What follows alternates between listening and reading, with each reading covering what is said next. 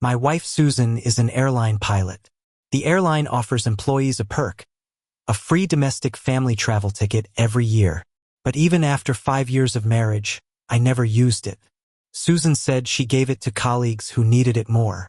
But then I saw a message on her phone from the airline. It said, "Susan, your free ticket has been redeemed for this year. Flight from Manhattan to Iceland on December 20th at 10 a.m.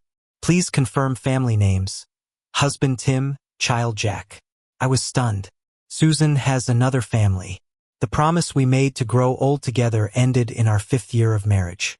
I called Emily and said, "Emily, I'm ready to join your research project. See you in a week." Later, Susan flew around the world, but never saw me again. "Wife, what time are you coming home? Our son and I are waiting for you to have dinner. It's our son's 3rd birthday today. Don't forget to buy him a gift."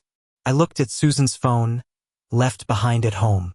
The screen flickered with messages popping up, while I felt ice cold inside.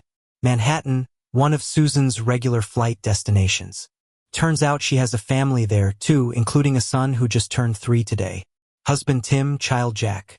That line felt like a sledgehammer hitting me repeatedly, leaving me dizzy and unable to think straight.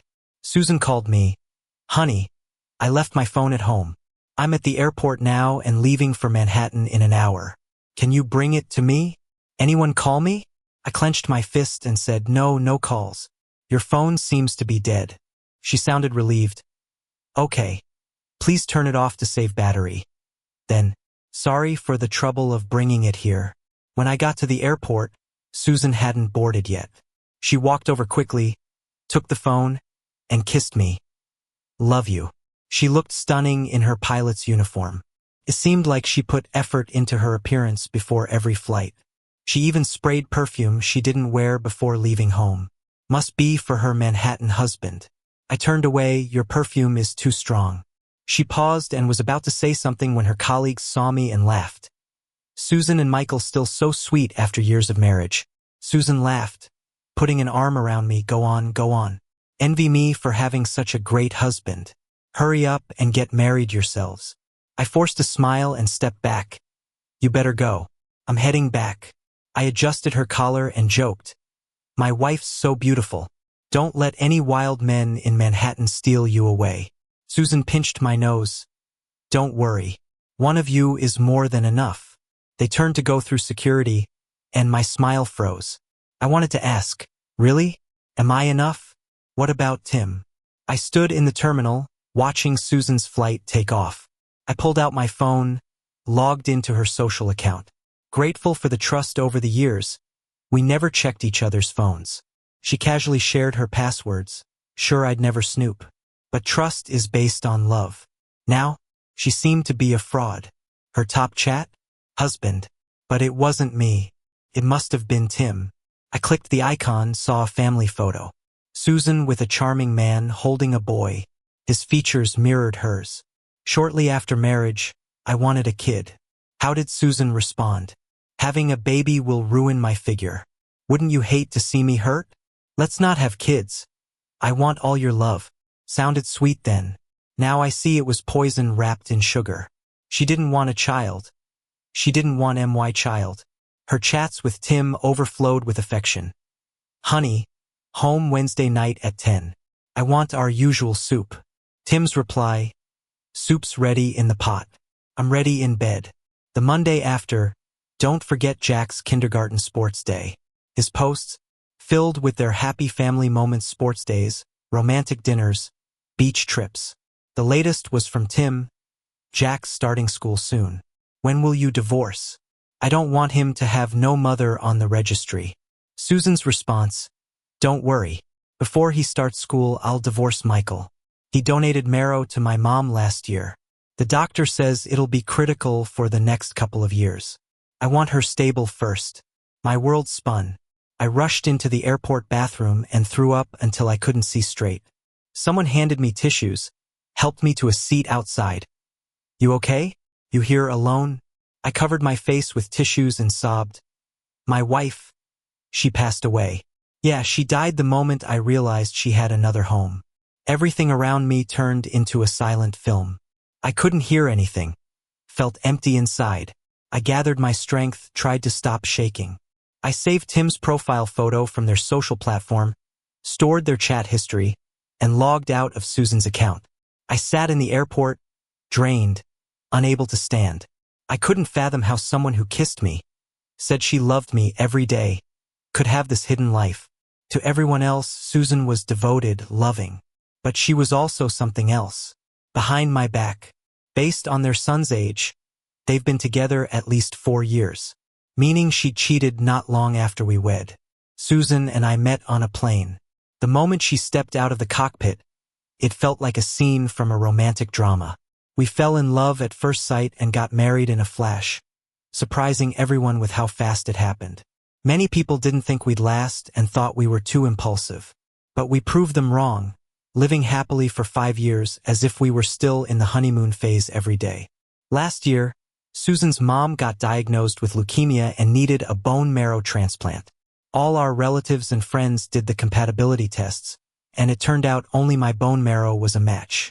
Susan cried like a baby, kneeling in front of me. "Michael, please save my mom. I love Susan and would do anything for her." So I was ready and donated the marrow to her mom. However, due to health reasons, the doctor said my immune system would be weaker than normal after the donation. When I woke up from the surgery, Susan had just gotten off a plane and rushed to the hospital. She held my hand in tears, her face pressed to my palm, swearing, "Michael, marrying you is the luckiest thing I've ever done. I swear. I'll always be good to you. I'll never let you down." Now it seems, the truth behind that deeply emotional scene was that she had just gotten out of Tim's bed and flown back to be with her so-called husband. She hasn't chosen to divorce me yet because I still have value since her mom's illness might relapse anytime. They need a convenient and safe bone marrow bank nearby. I don't know how I made it back home, just sat there blankly in our home, till my phone rang, breaking the silence.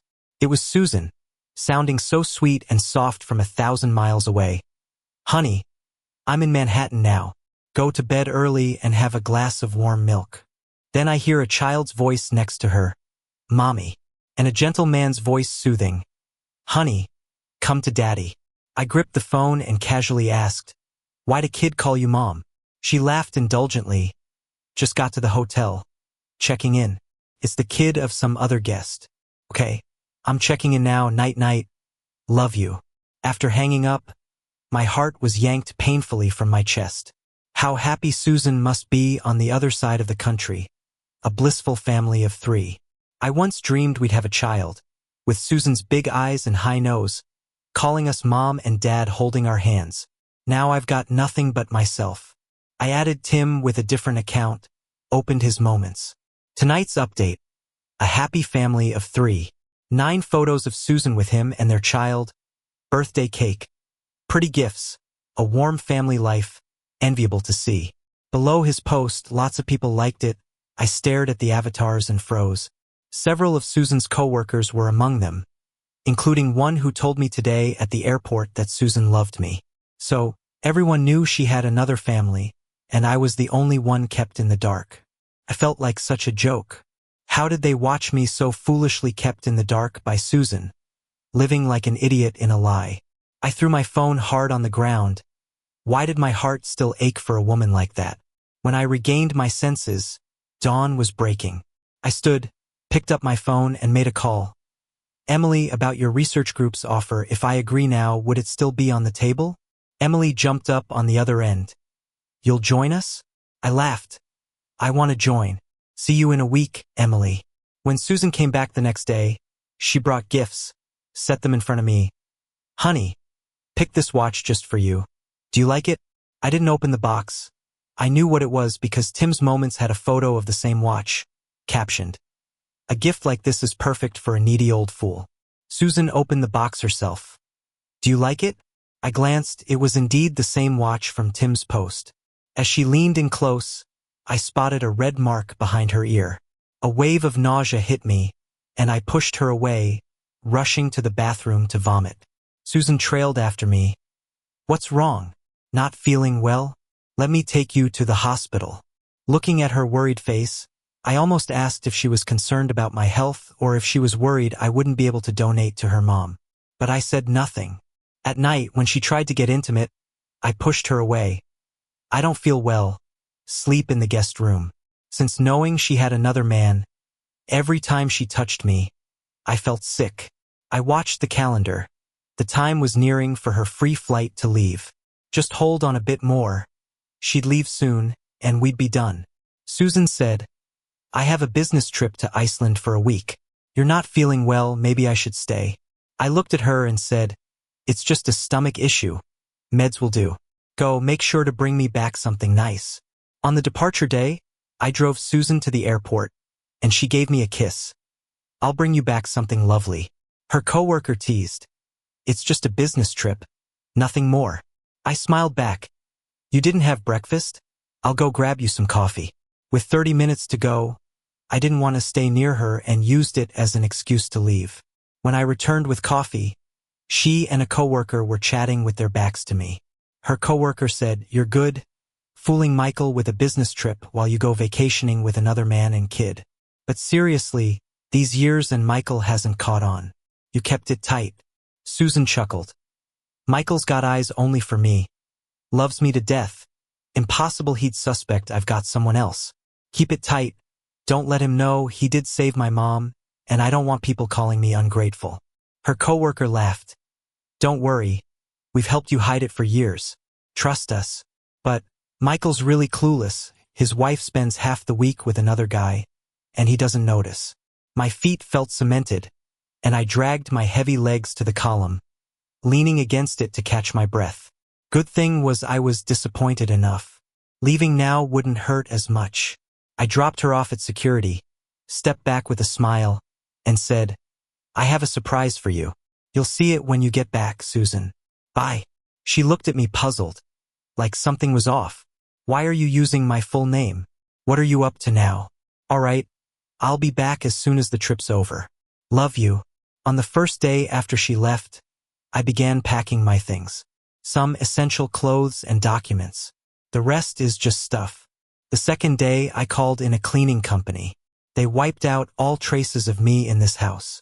By the third day, it was like I had never been there. On that day, I tossed all our photos, including the wedding pics, into a basin in the yard. Burned them until there was nothing left but ashes, which I scattered under the flower tree, a little fertilizer to help it grow. On the fourth day, I printed every picture of Tim and his family from his social media and plastered them on every wall in the house. Every room, every wall, full of photos of a happy little family of 3. The fifth day, I had a lawyer draft a divorce agreement, signed and fingerprinted it, leaving it in the most noticeable spot in the living room. The sixth day, I left the house key behind, grabbed my luggage, and closed the door. Emily was there to pick me up. Our research team had all booked into a hotel. We were heading out together the next day. In my hotel room, I added Tim to my contacts. I noted Michael. He probably already knew my name, 'cause he quickly accepted. He messaged me. Michael? I figured we'd never directly interact. Took you long enough to reach out. Years of patience finally broke. Huh? I asked just one thing. When did it all start? He replied arrogantly.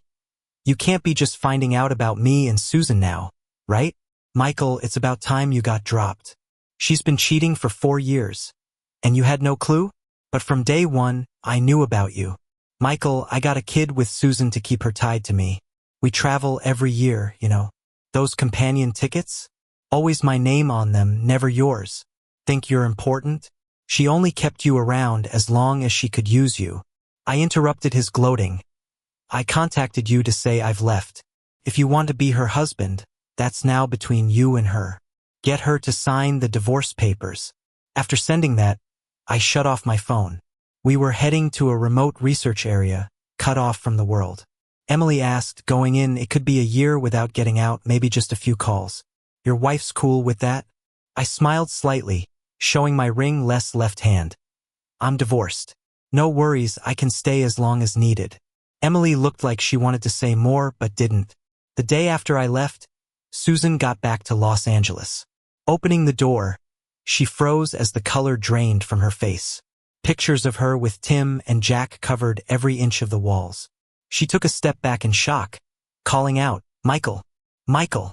But no one answered. Only her voice echoed in the empty room. Rushing through the house, she found all my things gone. Clothes, shoes, even my toothbrush and hairbrush disappeared like I never lived there. Trembling, she peeled a photo off the wall, the three of them smiling back at her.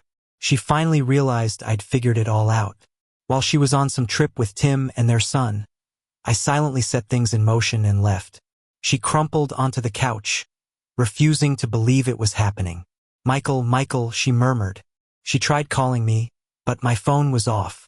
Then she noticed the divorce papers and my wedding ring on the coffee table, with a note.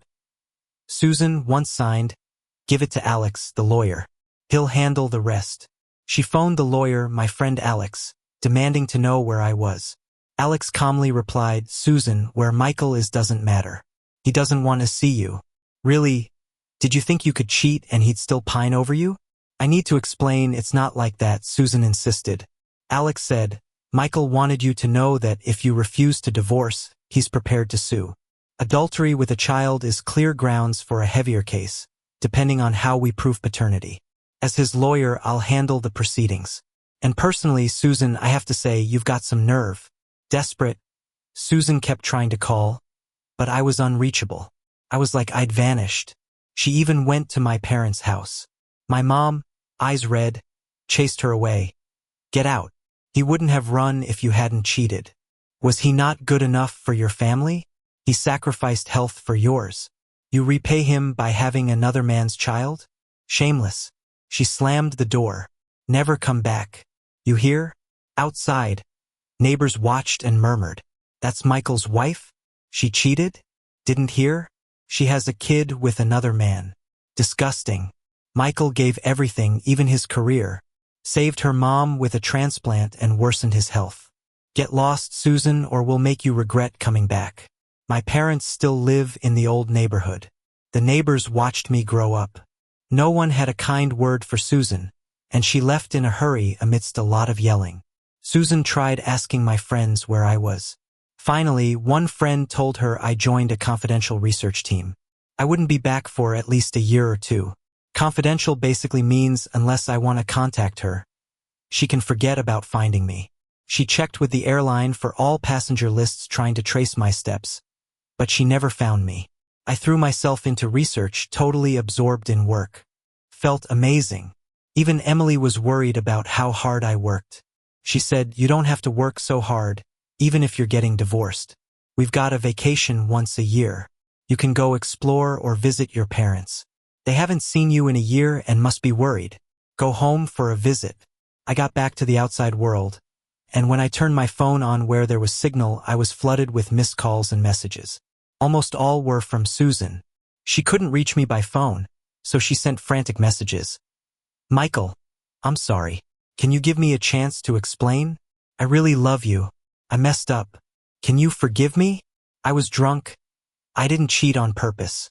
Michael, where are you? Please come home? Yell at me or curse me. Just don't ignore me. I'm sorry. I didn't think Tim would be so ineffective." A whole year passed, and Susan still hadn't signed the divorce papers. I blocked her contact info. I didn't want to see another message.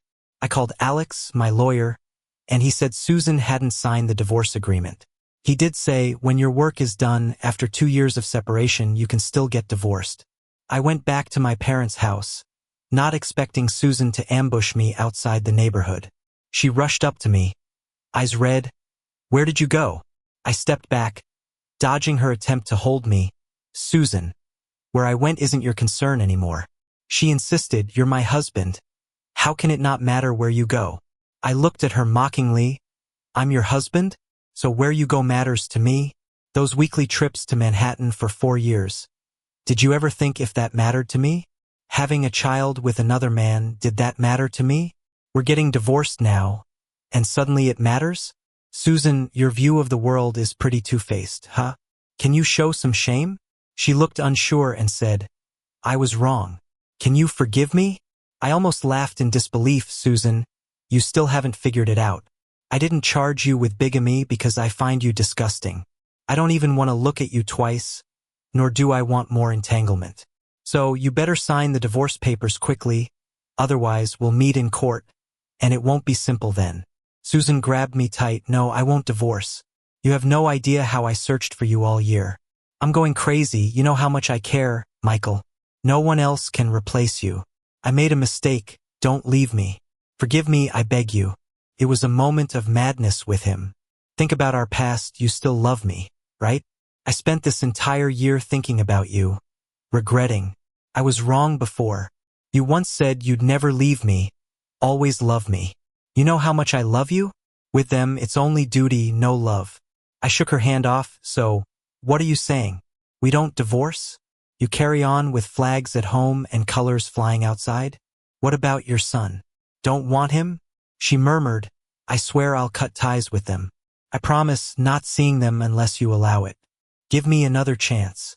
A bag hit her from behind. Susan, what are you saying? Dumping us? You expect me to raise the kid alone? You promised to divorce Michael and marry me. Changing your mind now?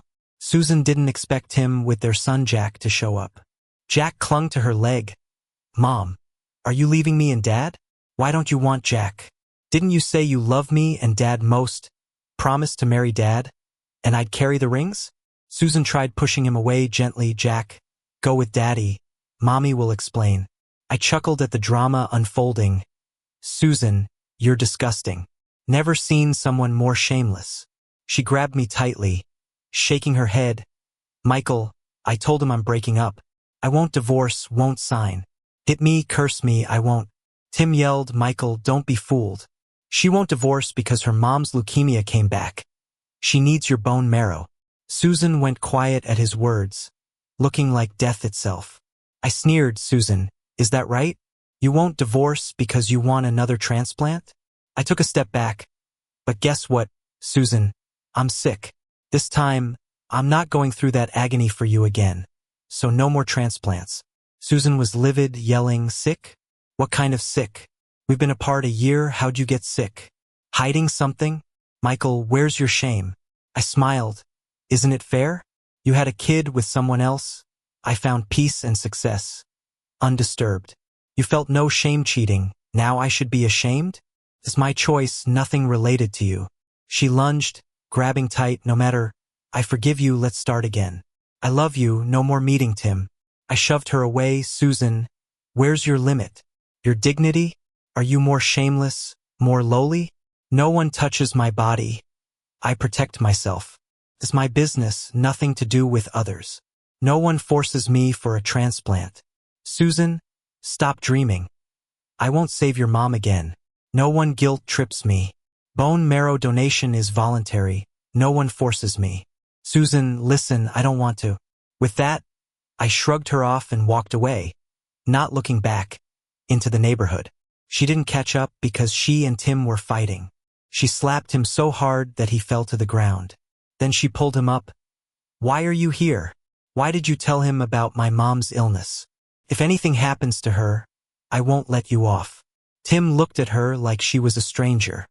He probably didn't expect that the woman he sweet-talked every day for years would suddenly turn on him, giving him a murderous look. Do you know how hard it is to find a matching bone marrow donor? Michael was the perfect match for my mom, and because of what you said, that chance is gone. Tim, get out of here. Go as far away as possible. Tim clung to Jack, crying his heart out. Susan, I've waited for you for so many years, and you're this heartless? Are you even human? Do you want your son to be an illegitimate child? Michael has a kid with someone else. He won't help your dad anymore, no matter how much you beg him. In your eyes, your dad is always number one, right? But what about me? Your dad is going to pass away anyway. Why are you begging Michael for this? From a distance, I watched them argue and fight. I smiled faintly, clutching my wrist. I wasn't sick and I didn't have a lover. I just used a lie to shatter Susan's hope. She's exploited me again and again, and this time, I'm making her experience what it's like to have her plans backfire. The next day, before dawn, I left my parents' house and returned to my research team up in the mountains. I knew if I stayed any longer, Susan would never stop pestering me. My appearance gave her hope, and my departure crushed it to pieces. That's the only way she'd understand despair. A year later, when I'd finished my research project and returned to Los Angeles, Alex, the lawyer, came to see me. He said Susan's mother had passed away due to a relapse of leukemia, not finding a suitable donor in time. Susan was devastated and couldn't find me. She watched her mom's chance slip away completely. The truth is, during the first bone marrow transplant, the doctor already said her mom could only handle one transplant. If it relapsed, another transplant would be unnecessary. But that I would never tell her. I want her to live with that guilt, a conscience forever uneasy. She sank into deep regret, thinking that if she hadn't cheated, I wouldn't have left.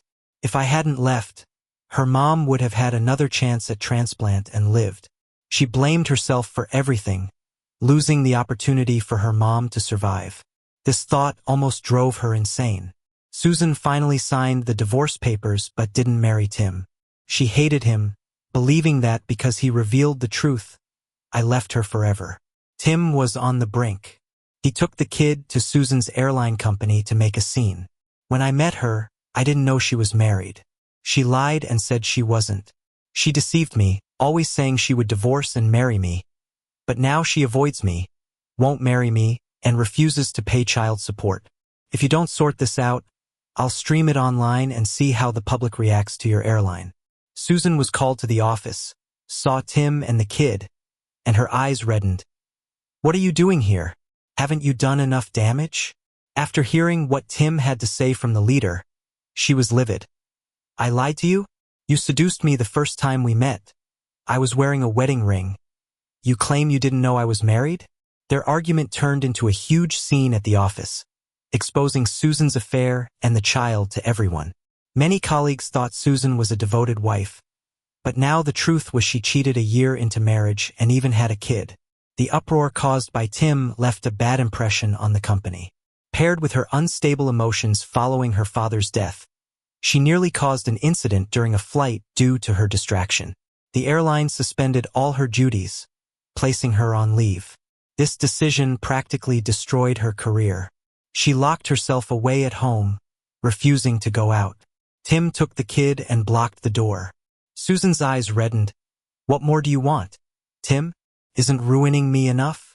I lost my job, my dad died because of you, what's left? Tim pushed the son towards her. Susan, this is your son.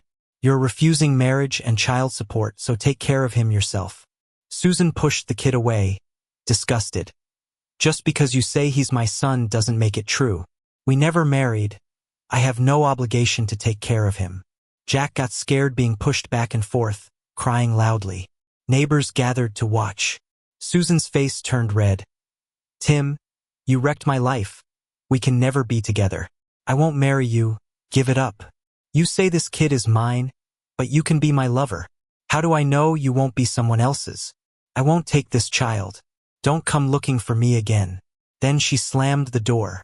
Tim sat outside Susan's door with the crying child. But no one had any sympathy, nor did anyone answer. Later, I learned about Susan and Tim from Alex, the lawyer. Tim left the child at Susan's parents' house, saying, "This is Susan's son, your family's kid." He then left without looking back. He camped in his car outside Susan's building for days, waiting for her to finally come out. Eventually, he saw her and drove straight towards her. Susan, since you broke your promise, let's go to hell together as a couple, he yelled. He hit Susan, killing her instantly. He crashed into a roadside pillar, and though he made it to the hospital, they couldn't save him. I heard the news just as I was about to lead a new research project team. I smiled. Such messy, dramatic love stories mean nothing to me. With luggage in hand, I walked towards my waiting team, ready to start a new journey.